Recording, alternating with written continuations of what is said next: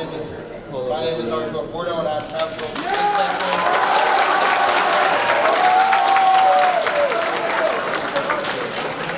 to open this session of the 2022 North Kingstown Candidates Day.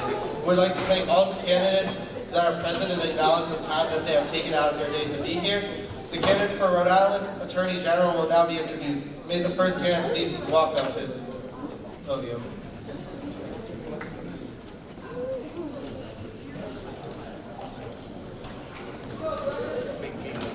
Hello, I'm Brendan Downey, and it is my honor to introduce Charles Kalenda, who is running for Attorney General. Mr. Kalenda graduated from the University of Miami School of Law in 2006 and spent 12 years as a Special Assistant Attorney General. It is my distinct pleasure to introduce our next Attorney General, Mr. Charles Kalenda.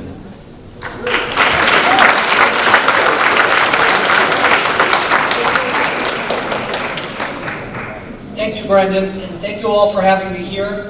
As you mentioned, my name is Charles Kalenda. I go by Chaz. I've been a practicing attorney. For approximately 17 years next month. I started my career here in the practice of law at the Office of the Attorney General in 2006. I spent 12 years there practicing as a criminal prosecutor at all levels of the court system. I handled some of the most complex and important cases that office handles on the criminal side. And I'm running to be your Attorney General because I think it's time that we take our politics out of what that office does. And that office is the Chief Law Enforcement Office for the state of Rhode Island. It really should not matter where I come from on the political spectrum or where anyone comes from on the political spectrum when you're making decisions about how to either bring a case, prosecute a case, defend a case, or whatnot. Because the law is the law. The Constitution is the Constitution. It says what it says, and it doesn't say what it doesn't say. So I want to restore that role of the Office of the Attorney General.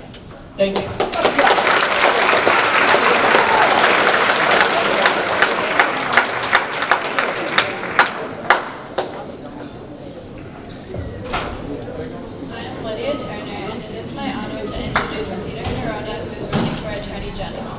Attorney General Nerona has been Rhode Island's current Attorney General since 2019 and appointed by President Obama as United States Attorney in 2009, serving until 2017. He advocates for gun safety, protecting public safety, safeguarding Rhode Island's natural environment, and consumer and worker protection.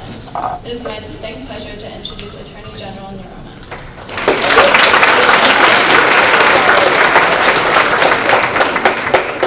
Thank you, Lydia, and it's good to see all of you. It's great to be back in my alma mater, class of '81. When I took office in 2019, what I wanted to do was reinvent how we work that office as the Attorney General's office. I wanted to reinvent what it is we do and how we do it. So what does that look like? I wanted us out on offense with the people of the state every single day in healthcare, saving 2 Rhode Island hospitals, for instance, getting out on offense with respect to the environment, intervening in the marina expansion on Block Island, shutting down medical waste recycling plant in West Greenwich and East Greenwich, getting involved in the Port of Providence for the expansion of a gas facility that wasn't going through the proper reviews, getting involved for Rhode Island ratepayers when it came to the change of our public utility, consumer protection, getting out on offense. I wanted to change us from a defensive mindset to an offensive one, because that's how we impact Rhode Islanders in the most positive way. When it comes to public safety, same thing. Getting out on offense, identifying those who drive violence in the city of Providence. We put together task forces doing that every day. It's why I'm running to keep doing that work. Thank you very much for that.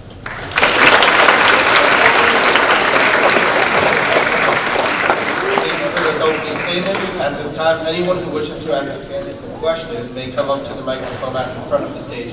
I will remind the candidates that they have 1 minute to respond to each question. Anyone that has a question may come up now. Turn around, right? Okay.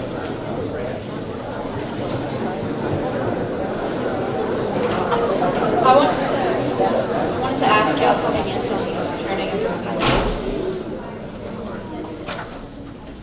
What is your opinion on the overturning of Roe v. Wade? Yeah, I think the overturning of Roe v. Wade was wrongly decided, if for no other reason than it threw out 50 years of jurisprudence that generations of women had relied on with respect to their reproductive freedoms. Now, Rhode Island has passed the Reproductive Privacy Act, which codifies Roe v. Wade into Rhode Island law. But to think that that ends the issue here in Rhode Island, it would be incorrect. There's already been one challenge to that law that our office, under my watch, has successfully defended. The people trying to turn that back in Rhode Island, trying to take that case to the Supreme Court, we beat them there as well. It's not going to be the last fight when it comes to women's reproductive freedom, and I'm proudly engaged in that fight.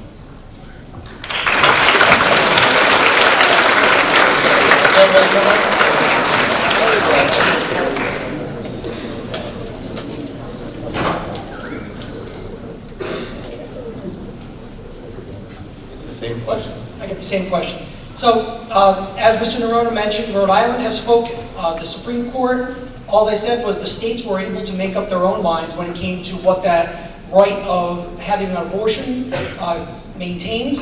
Rhode Island had passed that law, the Reproductive Rights Act, in 2019, I believe it was, and the law in Rhode Island is clear. You have access and it is available should you want to do that procedure, and there is no constitutional prohibition to doing so. So as the Attorney General, if I'm elected, it is my obligation to defend that law since it is consistent with our U.S. and Rhode Island Constitution, and it is our state law here in Rhode Island.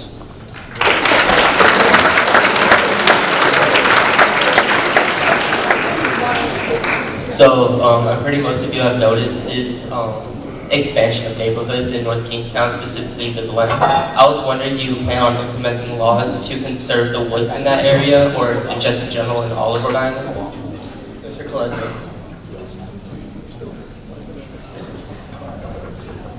Well, I understand that there's a lot of candidates who are probably speaking during this whole thing that have different roles on what the Attorney General does. The Attorney General can't make laws. The Attorney General is there to enforce the laws and to make sure that our Constitution is enforced. As far as protecting our environment, there are laws on the book that allow the Attorney General to get involved when those laws are not being followed or they're being abused by perhaps a developer or somebody who's not meeting the minimum requirements as required by law. So there is a role for the Attorney General. We can't just, as the Attorney General, write the law and expect that to be the law of the land. We can offer our legal opinion as to projects that have been proposed, projects that are being done or have been done, as to whether or not they conform with our laws.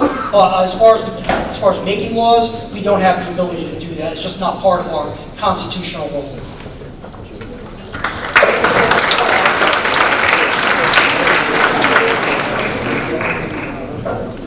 Yeah, I think this is where my opponent and I really disagree on what the role of the Attorney General is.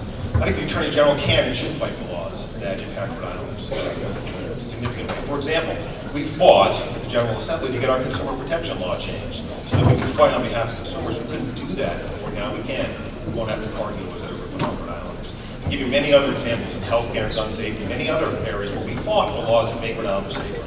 When it comes to the environment, we've been very active there. In fact, we've intervened in places where other state agencies have not done what they should have done. The Coastal Resources Management Council, the Division of Public Utilities and Carriers. We've gone to bat with DEM to stop the draining of Johnson's Pond. That's another example of where the agencies be out on offense and active to protect the people of the state. If we're not doing that, we're not doing our job. If we let the work come to us, we're not doing our job.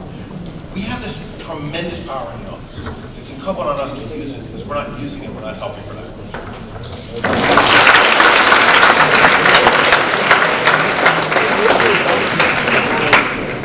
I want to know your opinions on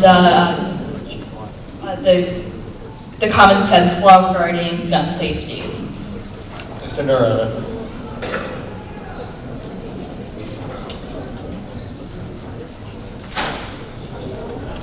Yes, I've been a strong proponent of those laws. I've testified in favor of them, and I've advocated for them at the General Assembly. Here's why. Every one of the gun safety laws that we passed, going back to the red flag, risk protection laws, to ghost guns, to preventing guns from being carried in schools, to preventing rifles to be carried loaded down a street, high-capacity magazines, ghost guns, straw purchasing. I've supported them all, and here's why. They make Rhode Islanders safer. It's another example of where if you're the Attorney General, then you know that changing the law will make Rhode Islanders safer. You need to be out on offense to get that done. We got every single one of those laws passed. I'll just give you one example. Again, before this year, it was lawful to carry a fully loaded AR-15 down a public street. And the police couldn't even stop that person and ask him if it was loaded or why they had it. That did not make Rhode Islanders safer. It's one of the reasons I advocated for that law. Same thing with ghost guns. Ghost guns are guns without serial numbers. Okay, it should be no surprise. You get them online, you don't need to pass a background check to get them. No surprise that criminals get them that way. That's why I've advocated for these laws.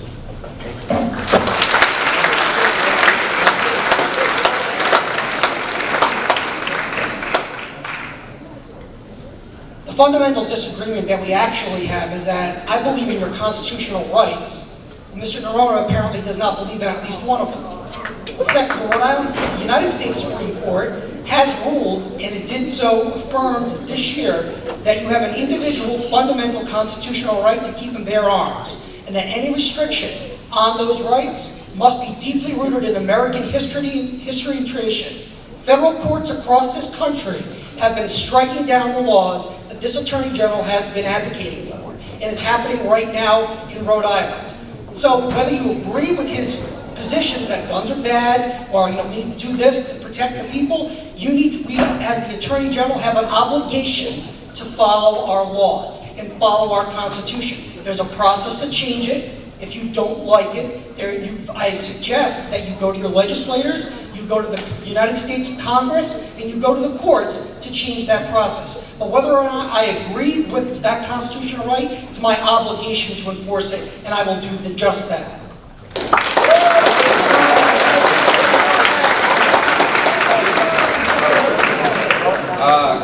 How you guys doing? You guys both seem like super upstanding guys. I'd like to stray away from the political side of this and really just know why you're running, kind of the background, what makes you a good fit for this position.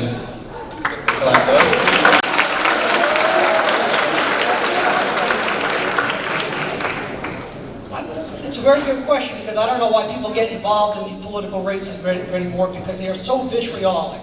The reason I'm doing this is because I think that the Attorney General has the ability to make a change in the status quo here in Rhode Island. So I don't believe in the change that Mr. Nerona believes in. I do believe in the change that we need to bring the law above politics. So my personal politics are never going to play a role in what we do in the office of the Attorney General. So you can agree with me politically or disagree with me politically, and I think that's great, because we need to have a robust discourse about what's good, what's not good. But the reason I'm running for this is because I work there. I've seen the good, the bad, and the ugly within that office. Unfortunately, over the last 4 years, I think we've seen a lot more bad than good, and I think I have the ability, the experience, and the knowledge to change that going forward.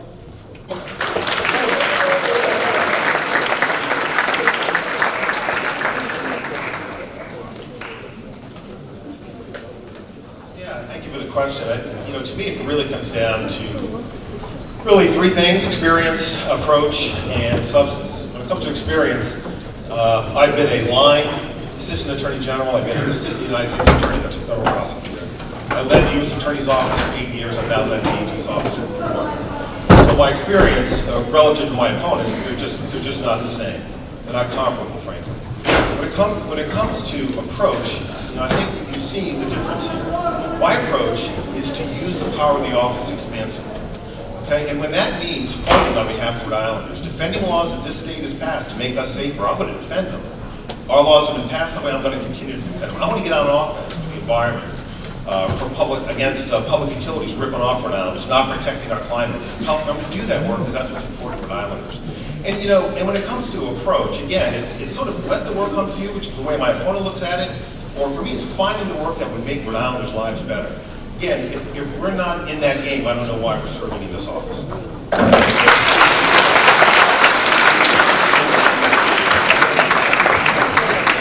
What is your opinion on the truck toll case that's currently under constitutional review? Senator Rhode.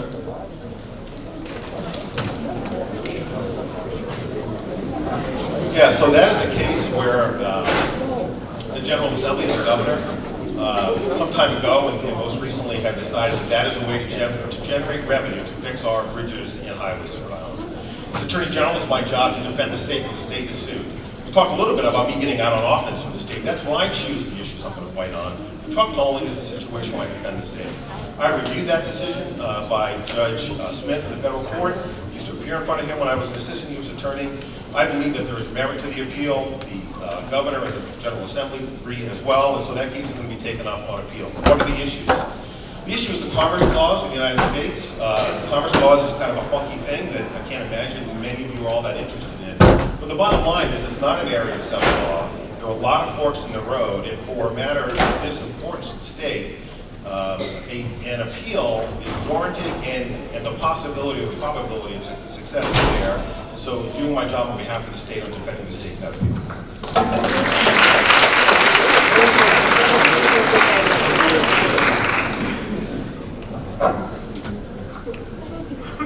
The Attorney General certainly has a role to defend the state government when it's appropriate. The Attorney General also has a role to independently assess and give a legal opinion about the merits of any case going forward. My opponent has been a rubber stamp for the administration over the last 4 years, and not exercising independent legal judgment in determining whether or not he's going to either defend or prosecute matters that come before his office. I would look at the decision by Judge Smith, and I saw very little wiggle room for a success on an appeal. It doesn't mean it can't happen, because none of us can predict what a court will do. What I will say is that it is pretty much basic law that is settled that the Commerce Clause cannot discriminate against certain classes of people when it comes to interstate commerce. And that means people going across state lines for business purposes or whatever purposes it is. There was very little wiggle room. They vigorously argued this at the trial court level, and the Truckers Association won. We threw $7.9 million at outside counsel to assist the Attorney General in doing that. I think we can use our money in a better way than just simply rubber stamping a bad decision.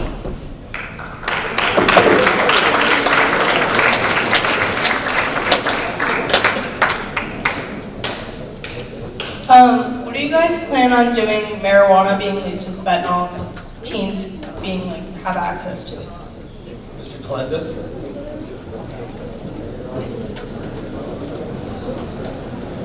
I can say that the law in Rhode Island has been constantly changing as far as marijuana, cannabis, whatever you want to call it. Certainly, if you are of legal age to possess a legal amount of marijuana, there's absolutely no problem from the Attorney General's office perspective that there would be a problem with it. It's the people who are dealing in hard drugs which cause a problem in our society. So I would say, if I'm elected Attorney General, enforcement of criminal sanctions for marijuana is not going to be on my priority list. I will say that the bigger blight on our society is going to be the possession of larger amounts and harder drugs, things like fentanyl, where you don't actually have to be an active user to be affected by that. You can now have up to 10 grams of fentanyl and that be a misdemeanor offense. It used to be a felony offense, but 10 grams of fentanyl would kill everybody in this room if it was airborne. I don't think that should be a misdemeanor. I don't think we should be looking the other way on that. I think we should help people who have drug addiction problems, but we shouldn't be punishing most of them. I have the strong exception of the fentanyl reduction in penalties because that is a public safety danger, and it was unfortunate to see our current chief law enforcement officer advocate for the reduction in penalties specifically related to fentanyl.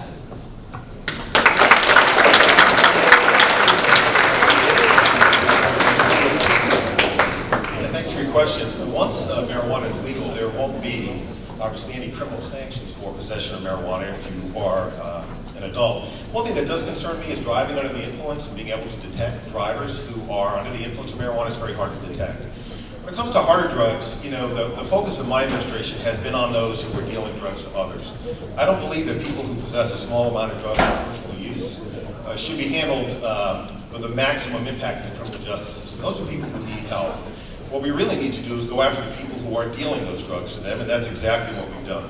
Separately, when it comes to opioids, we have recovered, in my administration, $265 million in medicine or cash to help people who have a substance abuse problem. $265 million. The first $20 million of that just went out the door the other day. And so, to me, that's where the fight is. The fight is helping those who have a substance use disorder problem, not putting them into prison. That doesn't help them, doesn't help anybody else. Going hard after the dealers, which is exactly what we're doing, and we're working really hard to sue opioid manufacturers, distributors, and consultants to bring back all that cash to help those people who have those problems. Because the reality is, the state does not have enough money to help everybody who needs help. This $265 million will do exactly that.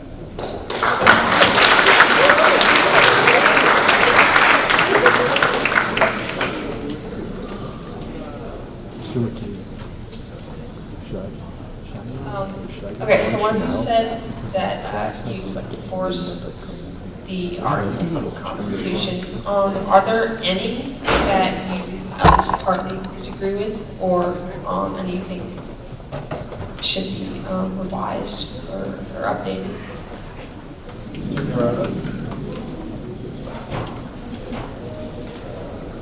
Yeah, where I see the constitutional issues coming before us are really now in two places. One is women's reproductive freedom, and it's all well and fine to say everything's going to be fine with a woman's right to choose, because that's what people were saying 4 years ago, before Dobbs overturned Roe v. Wade. So when people tell you it's all going to be fine, don't worry about it, you don't need an attorney general who's going to fight for you, they're not giving you the whole story. You need an attorney general who's going to fight for that, because if you don't fight for it, that right's not going to be upheld. So the Rhode Island Reproductive Privacy Act remains under attack. Again, there was just a lawsuit that we successfully fended off just within the last couple of weeks. So you need an attorney general who's going to fight for that. When it comes to gun safety laws, let's be clear. The Supreme Court, in its most recent decision, was not a unanimous decision. It had a number of components to it. There were a lot of unspoken areas to be determined yet. So my position is this. I believe that the gun safety laws that were passed by the state that I advocated for make us safer. And those laws have not been overturned in Rhode Island or anywhere else, but in particular Rhode Island. I'm going to continue to fight to defend them. Because if you take the analogy that you can have any gun that you want, okay, that the Second Amendment protects your right to have anything that you want, well, that means that I can walk in here with a fully automatic machine gun, okay? And that cannot be what the law says. And until someone tells me that's what it does say, I'm going to continue to defend those laws, because those laws keep us safer.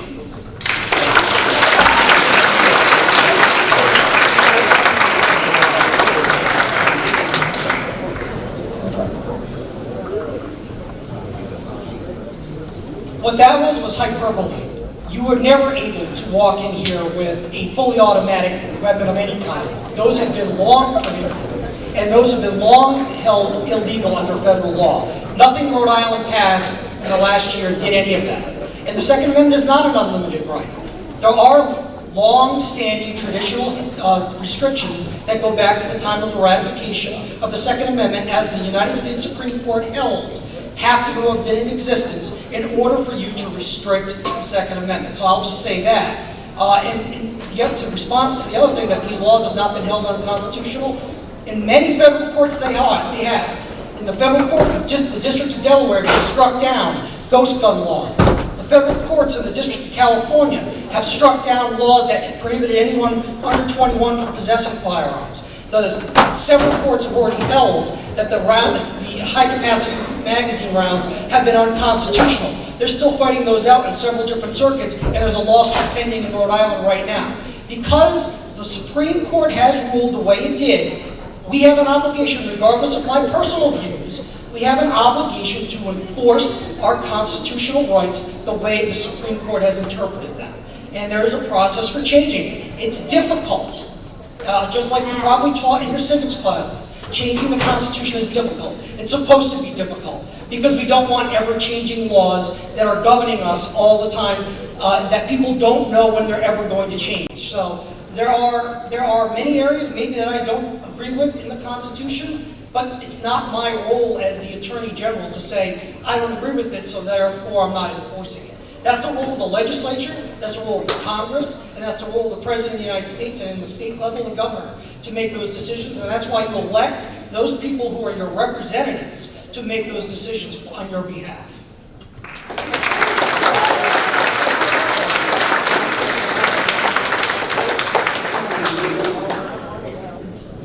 Over the last decade in America, there's been a huge opioid and drug crisis. And one of the reasons was because of people illegally getting drugs in the black market and drug dealers.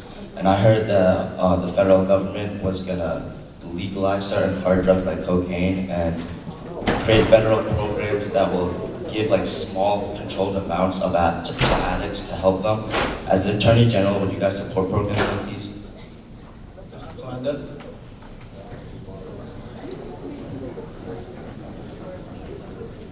I support all the programs that are going to help anyone try to get over an addiction.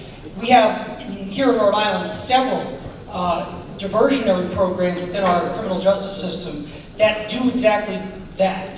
They take people away from the prosecution division and they get them treatment and help. And I'm for any system that is actually going to do that. I'm certainly not looking to go put the maximum penalties on people who have a drug addiction.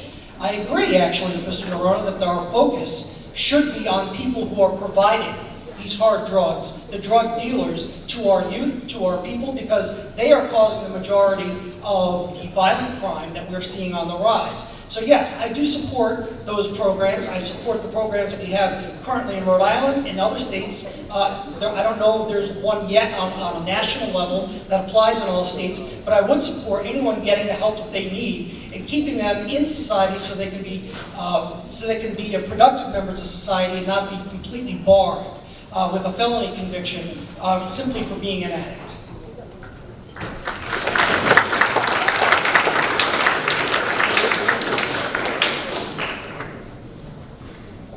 That's a great question. You know, my approach has always been to go hard after drug dealers, understand that people who possess a small amount of any kind of narcotic for personal use is something which warrants something other than jail. I don't think we serve any purpose by putting somebody who has a substance use disorder in jail for having a substance use disorder. They need help. So when I became Attorney General, I advocated for it with the presiding justice of the Superior Court, created a diversion court where a lot of those offenders go, along with other youthful nonviolent offenders. The whole point is that when they get through that program, the case is dismissed and they're not carrying crime around their neck, which prevents them from getting help going forward. But it's also why we've worked so hard to hold these opioid manufacturers, distributors, and consultants responsible. Again, because of those lawsuits, there's $265 million worth of medicine and cash coming back to Rhode Island to help people have substance use disorder. You know, we were one of 9 Attorney General holdouts who went hard after the Sacklers at Purdue, put another $1.5 billion into the national deal and make sure that the Sackler family had to confront the families whose lives they ruined. But I look at this really as a two-part issue. If you are someone who has a small amount of drugs for personal use, you need treatment. Okay, whether you get that through the court system or otherwise, that's where those cases belong. And in terms of people who deal drugs, they deserve the full weight of our prosecutorial efforts along with shooters who drive violence in our cities and in our communities.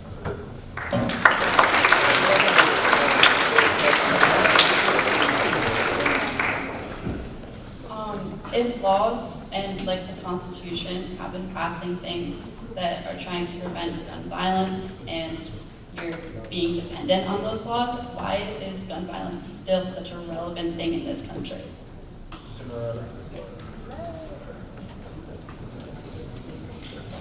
Yeah, I think the reason why violence is so prevalent in this country is there's just a tremendous amount of guns on the street.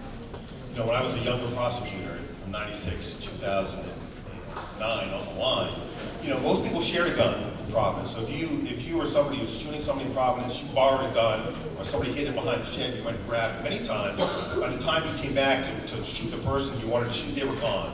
There's just a lot more guns out there right now, and there are a lot of things that are driving that gun violence and making it worse. High-capacity magazines, there are more bullets in the air. There was a scene in Providence, a 60-round magazine, a 50-round magazine, a 40-round magazine, a 30-round magazine was recovered. The ghost gun law, we've charged 52 ghost gun cases.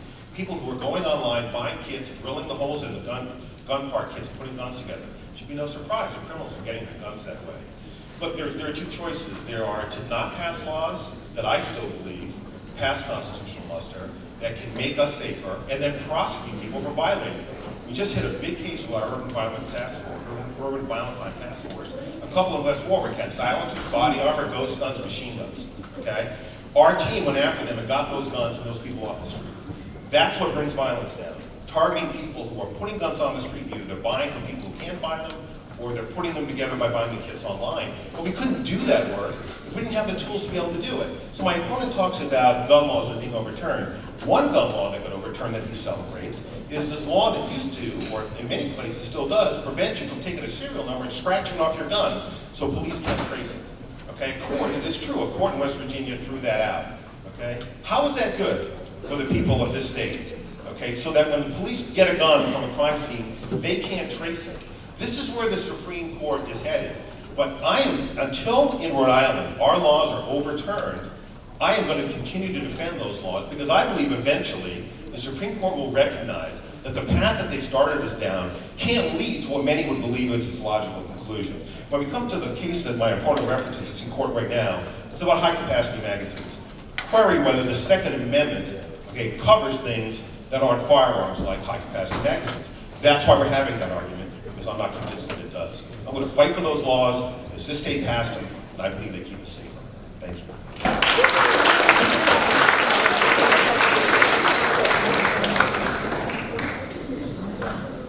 Thank you for asking the question, because I think it's an important answer to it.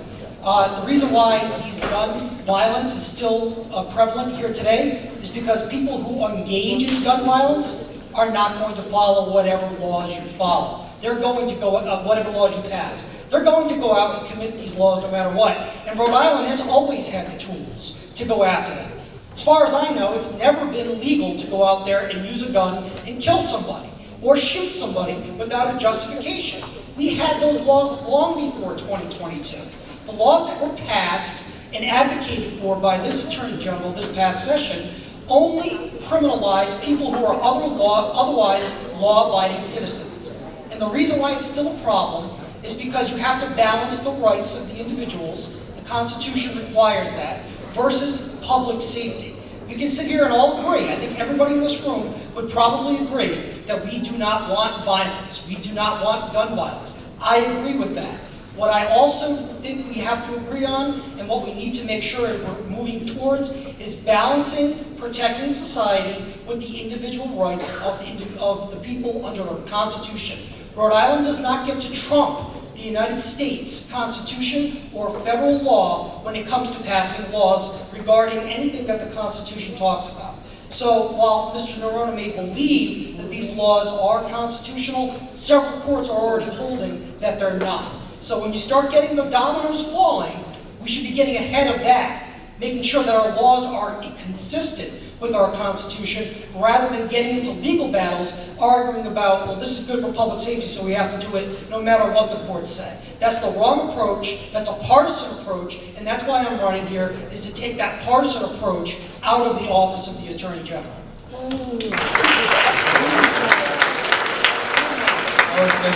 will begin to allow your time for 2 more questions.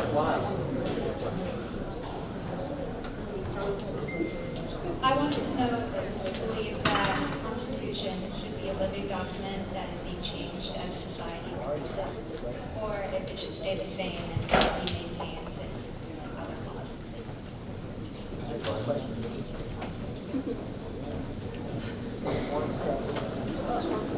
The terms Constitution, either a living document or a static document, those are politically charged terms. What I believe is this. As an individual, I believe the Constitution is subject to the changes that our government and our people are agreeable to. And like I mentioned earlier, it is a very difficult process to amend our Constitution, but it can be done in 2 different ways. So if there are our representatives who believe that there are rights in the Constitution that you do not think should exist, that's the process we should go down.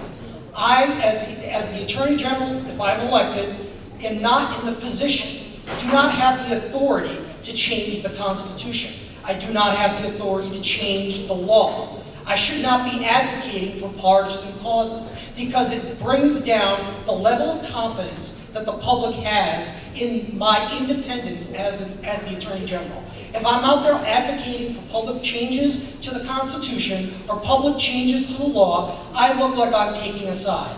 The only side I am going to take is that for the people of Rhode Island and making sure that our Constitution and laws are enforced.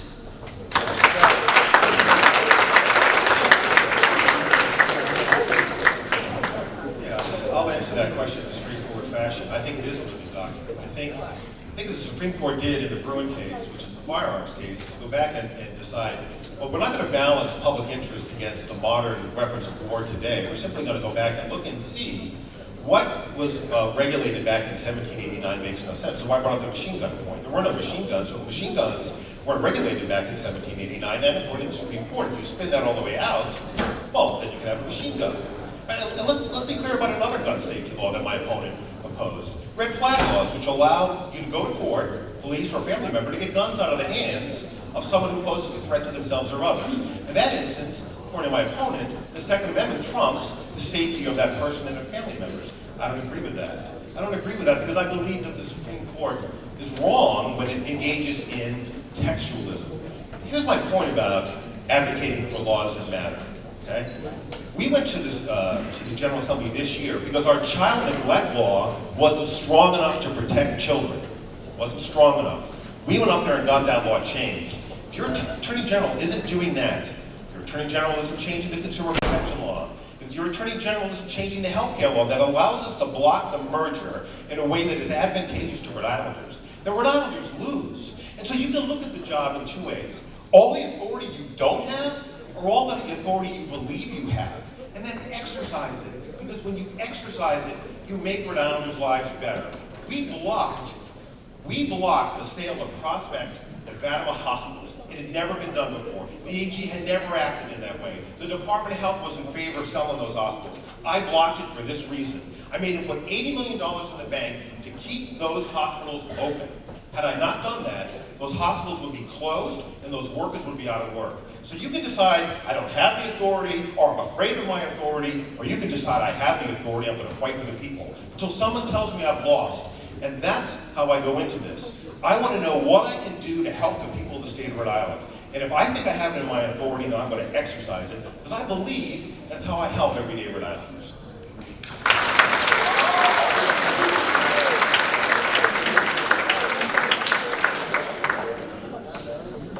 How do you plan on protecting the LGBTQ rights of citizens in Rhode Island?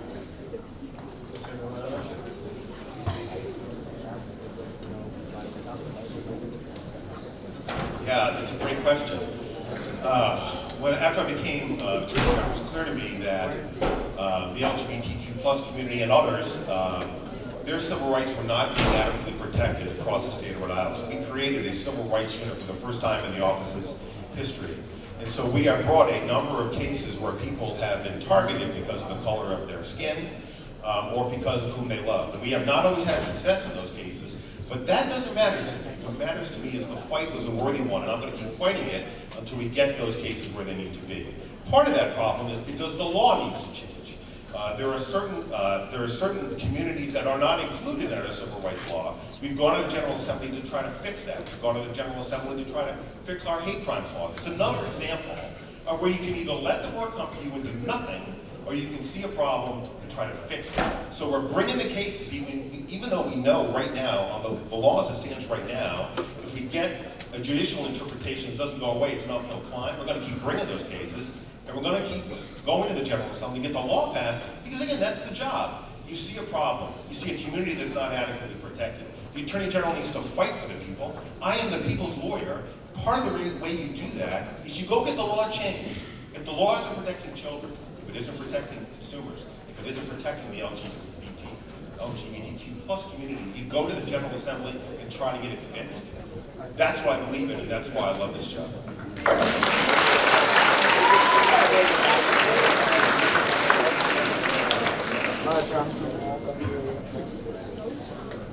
Rhode Island has some of the most strongest and vigorous protections for all people to be treated with respect and dignity throughout the state. They have some of the most strongest anti-discrimination laws throughout the country. If I'm elected Attorney General, I will absolutely make sure that those laws are enforced, that they are vigorously enforced. I'm not going to wait for the work to come to me in that respect, because that is a situation where I believe everybody deserves dignity, everybody deserves to be respected, and you should not be treated differently because of your sexual orientation, ethnic background, gender, whatever, what have you. You are all entitled to be treated with the dignity and respect that any other person in this country is entitled to be treated with. So discrimination will not fly when I'm the Attorney General.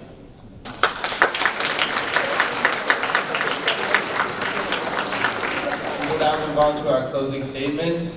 First will be Mr. Kalenda. 1 minute. Thank you again to North Kingstown High School. Thank you all for having us here today and giving us an opportunity to showcase our opposing views on what the role of the Office of the Attorney General is and what we would do as the Attorney General. I think I've made it abundantly clear that as the Attorney General, I will be your chief advocate when it comes to protecting your constitutional rights. Not based on what I think personally, but based on what the law and the Constitution requires me to do. I don't supersede any other court. I don't supersede any other legislative body. It's my job to enforce the Constitution and laws. I cannot sit here and say, because I believe the United States Supreme Court was wrong, that I don't have to follow that law. That is wrong and is a partisan approach, and I'd be substituting my judgment for the highest court of this land in order to go take the approach that Mr. Lorona has advocated for. I will be the advocate for all of you within the bounds of our Constitution and our laws. I will not be up there advocating for partisan causes. You have elected representatives, senators, and a governor to make sure that the laws you want and the values that you want to see here in the state of Rhode Island are going to be put into place through the legislative process. And that is the proper form for it to be done. Once that's done, that guides the decisions that I make through my office as to whether or not I'm going to enforce or defend those laws as consistent with our state and United States Constitution. And for those reasons, I believe I am the best qualified person to run the office of the Attorney General, and I look forward to doing so for the next 4 years. Thank you very much.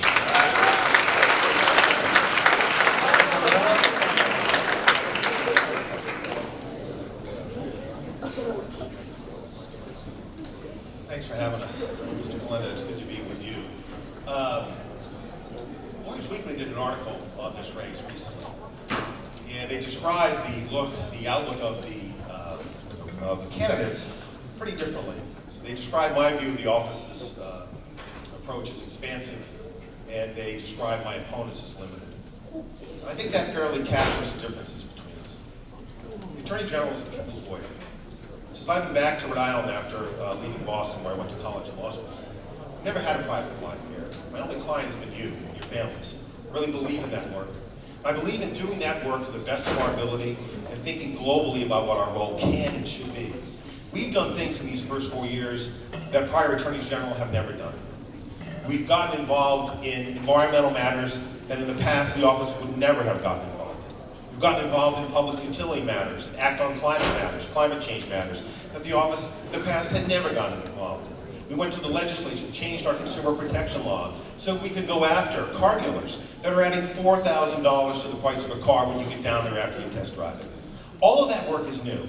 And all of that work comes from a philosophy that says, figure out what your powers are. And don't think of them as limited. Think of them as expansive. Because when you think that way, you can help Rhode Islanders one by one. And you can really make a positive impact on their lives. So whether it's public safety or defending people's rights as our legislature has defined them, whether it's working hard, healthcare, the environment, consumer protection, it's work that I love, and I would be incredibly grateful to the voters if I'm returned for 4 more years. So again, thank you for having us today. It's really great to be back.